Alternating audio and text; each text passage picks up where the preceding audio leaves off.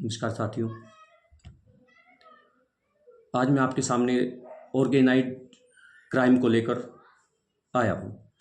इससे पहले भी ऑर्गेनाइज्ड क्राइम को लेकर एक वीडियो बना चुका हूँ। वीडियो ज़्यादा लंबी ना हो जाए इस वजह से पहले सारे कंटेंट्स एक ही वीडियो में नहीं बता पाया, क्योंकि एक ही वीडियो में सारे कंटेंट्स बताने से वीडियो ज़्यादा लंबी हो जाती है, तो इससे जो स्टूडेंट्स हैं उनको थोड़ा सा समझने में कन्फ्यूज़न क्रिएट होती है कि कहीं कोई प्रोविजो कुछ कहता है, एक्सप्लेनेशन कुछ कहता है, इलस्ट्रेशन कुछ कहता है, एग्जाम्पल कुछ कहते हैं। तो बच्चों को, लॉ स्टूडेंट्स को टॉपिक को समझने में प्रॉब्लम ना हो, इसलिए ये सारे कंटेंट्स पहले वाले वीडियो में नहीं बता पाया। तो इसलिए ऑर्गेनाइज क्राइम पार्ट 2 लेकर आया हूँ। समझते हैं कि ये ऑर्गेनाइज क्राइम है क्या। देखो, ऑर्गेनाइज क्राइम की जो डेफिनेशन है उसको आप पहले वीडियो में समझ चुके हैं, देख चुके हैं। यदि किसी ने ऑर्गेनाइज क्राइम की डेफिनेशन को नहीं देखा है तो वो पहले वीडियो में जाकर देख सकते हैं। देखिए, ऑर्गेनाइज क्राइम का अपराध गठित होने के लिए 2 चीज़ों का होना जरूरी है। पहला, वो किसी सिंडिकेट का मेंबर हो, और दूसरा वर्ड जो दिया हुआ है उन्होंने ये दिया हुआ है कि अनलॉफुल कंटिन्यूइंग एक्टिविटी, और तीसरी बात बताई गई है इकोनॉमिक ऑफेंस।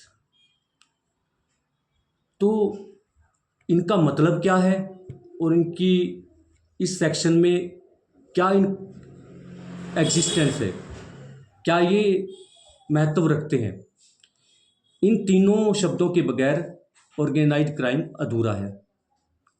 एक्सप्लेनेशन में 3 क्लोज दिए हुए हैं। पहला क्लोज कहता है ऑर्गेनाइज्ड क्राइम सिंडिकेट, कि सिंडिकेट है क्या।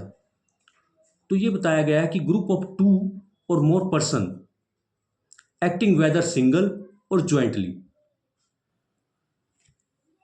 कि 2 या 2 से अधिक व्यक्तियों का समूह या तो अकेले काम करता है या संयुक्त रूप से मिलकर काम करता है, एक ग्रुप में, एक टोली के रूप में काम करता है और कंटिन्यू अनलॉफुल एक्टिविटी में लिप्त रहता है।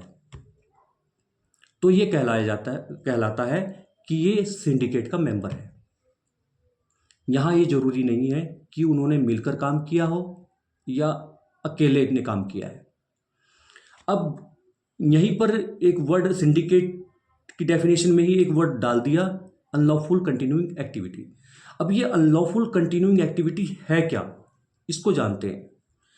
अनलॉफुल कंटिन्यूइंग एक्टिविटी का मतलब ये है कि किसी पर्सन ने कोई ऐसा ऑफेंस किया हो जिसके लिए सजा का प्रावधान 3 वर्ष या 3 वर्ष से अधिक हो, और ऐसा कोई ऑफेंस पिछले 10 वर्ष में किया गया हो, और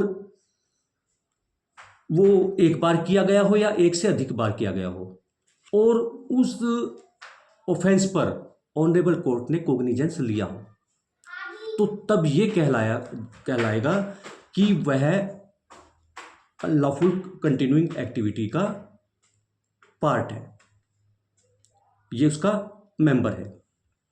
अब बात करते हैं इकोनॉमिक ऑफेंस की। इकोनॉमिक ऑफेंस में क्या क्या कवर होंगे।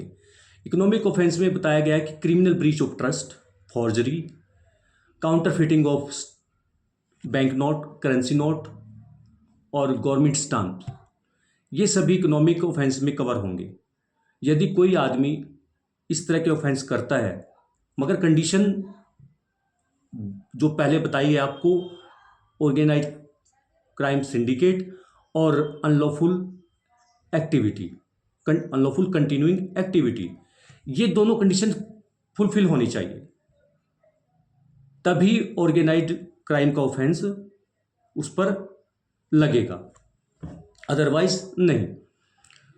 तो इकोनॉमिक ऑफेंस में ये सभी चीज़ें बताई गई हैं आपको, कि criminal breach of trust, forgery और counterfeiting of bank note, currency note और गवर्नमेंट स्टैम्प, यदि इनको लेकर कोई पर्सन कोई एक्ट करता है और वह अनलॉफुल कंटिन्यूइंग एक्टिविटी का मेंबर है तो वह ऑर्गेनाइज्ड क्राइम करता है, यह कहा जाएगा। ऑर्गेनाइज्ड क्राइम एक नया कॉन्सेप्ट बीएनएस में रखा गया है और ऑर्गेनाइज्ड क्राइम को कवर होने के लिए, ऑर्गेनाइज्ड क्राइम का ऑफेंस गठित होने के लिए इन सब चीज़ों का होना जरूरी है।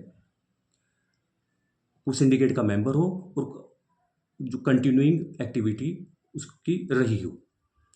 आई होप आपको समझ में आया होगा। फिर भी यदि किसी की कोई क्वेरी है, किसी की कोई प्रॉब्लम है, तो डिस्क्रिप्शन में मेरा नंबर दिया हुआ है, आप फ़ोन करके या व्हाट्सएप के माध्यम से पूछ सकते हैं।